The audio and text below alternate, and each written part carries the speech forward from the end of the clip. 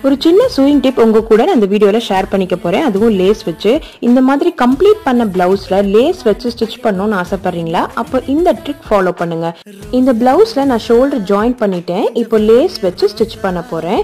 இதோட உள்பக்கம் பாத்தீங்கன்னா ஸ்டிச்சஸ் தெரியாத மாதிரி கன்சீல்டா ஸ்டிச் பண்ணிருக்கேன். இதுல எப்படி லேஸ் வச்சு ஸ்டிச் பண்றதுன்னு பார்க்கலாமா? லேஸ் ஸ்டிச் பண்ணும்போது இது மாதிரி ரா எட்ஜஸ் ஃபோல்ட் பண்ணி ஸ்டிச் பண்ணுவோம். இனிமே இப்படி ஸ்டிச் பண்ணாதீங்க.